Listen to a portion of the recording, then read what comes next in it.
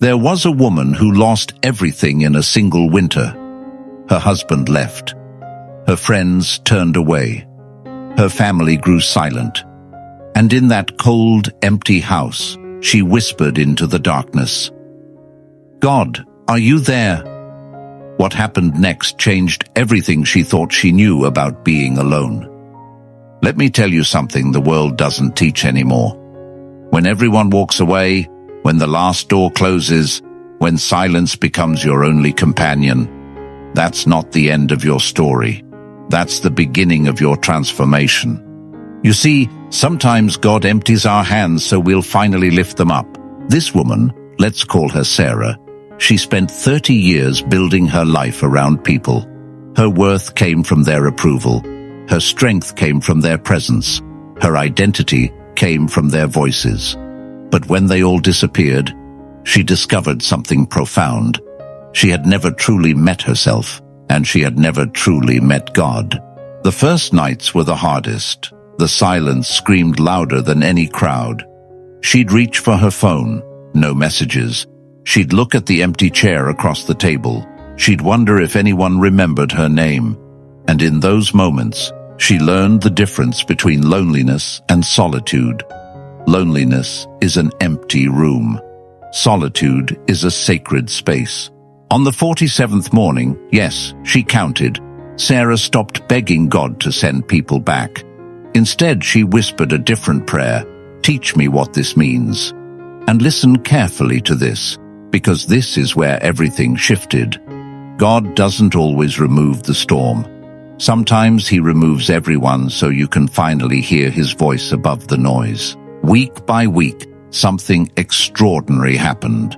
The woman who once couldn't sit alone for 5 minutes now found peace in hours of silence.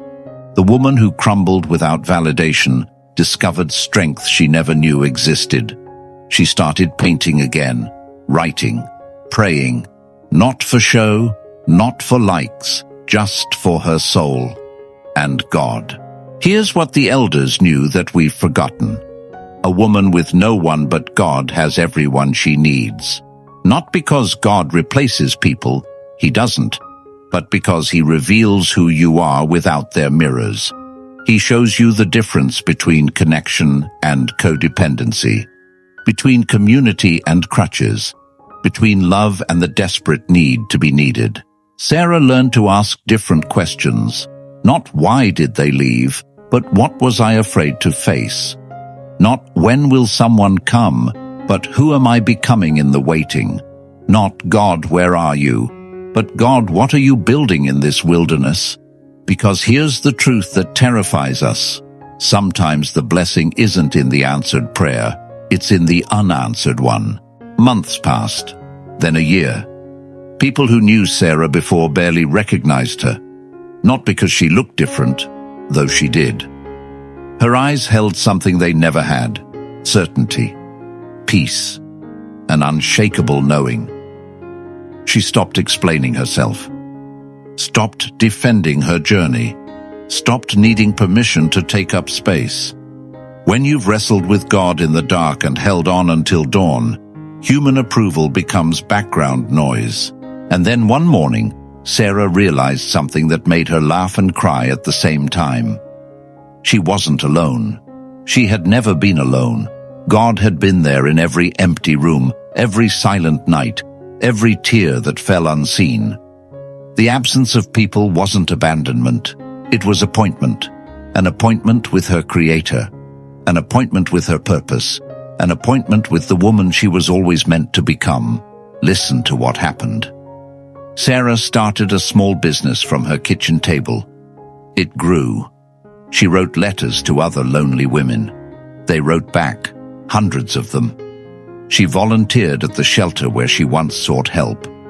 Not from overflow, but from understanding. The woman with no one became a refuge for many. Because God doesn't waste our wilderness, he weaponizes it for warfare against despair. Here's what I need you to understand. When a woman has no one but God, she stops performing and starts becoming.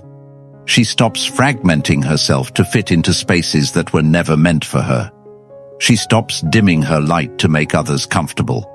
She burns with the kind of fire that can only be kindled in solitude, the fire of authentic identity forged in divine presence. But hear me clearly on this. People will come back. They always do. When you glow with God's presence, suddenly you're interesting again. This is the test. Will you abandon the solitude that saved you? Will you trade the deep well for shallow streams? Will you forget the God who stayed when everyone left? Sarah almost did. Many do. Don't be one of them. If you're sitting in that empty room right now, if you're scrolling through contacts with no one to call, if you're wondering how life became this quiet, stop seeing it as punishment. See it as preparation. God is removing the noise so you can finally hear the symphony. He's clearing the stage so you can finally dance without an audience. He's introducing you to the most important person you'll ever meet, yourself, held in his hands. Sarah would tell you this if she were here. Those seasons when God is all you have. Those are the seasons that define everything that comes after. Because when you've learned to stand in the presence of the Almighty with no one applauding, no one validating, no one even witnessing, when you've learned to be okay in that sacred space, the world can never make you small again. So tonight, when the house is quiet and the phone doesn't ring, don't panic. Don't spiral. Don't think you're forgotten.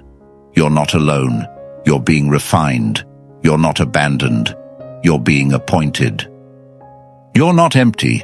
You're being filled with something the crowd could never give you. And when morning comes, you'll wake up knowing the truth. A woman with no one but God has absolutely everything. The question is, will you trust him long enough to find out?